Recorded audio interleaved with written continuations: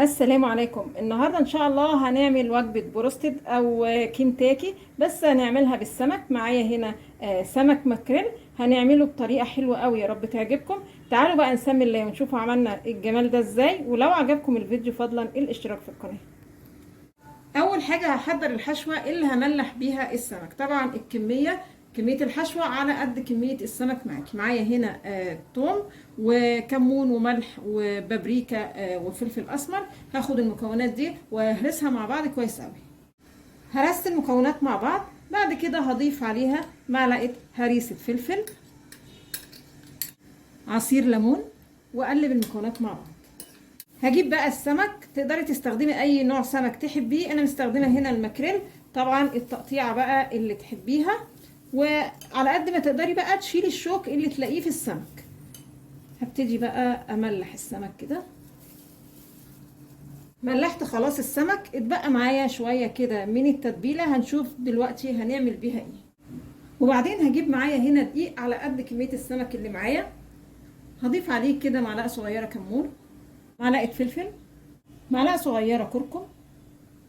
تمام كده. زودت بس شويه كركم علشان السمك كده ياخد لون ذهبي حلو.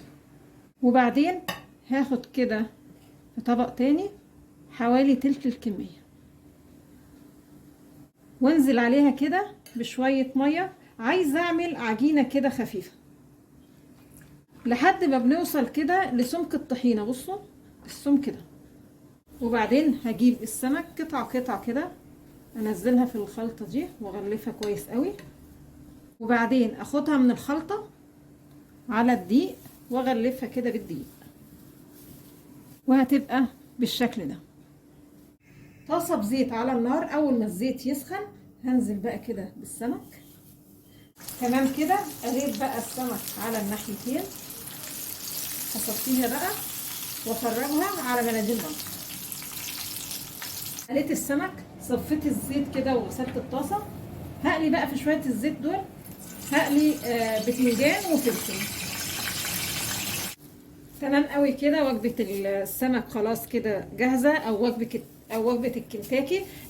الفلفل بقى والبتنجان ملحتهم بشويه التتبيله اللي فاضوا مننا من تتبيله السمك. عايزه اقول لكم بقى، بصوا القرمشه. بصوا طبعا سامعين. ويبقى طعمه حلو قوي. يعني متهيألي بقى اي حد ما بيحبش السمك هيحبه بالطريقه دي. بيبقى مقرمش من بره، وزي ما انتم شايفين طريه حلو قوي من جوه. يا رب النهارده الوصفه تكون عجبتكم، وانتظرونا ان شاء الله بفيديو جديد.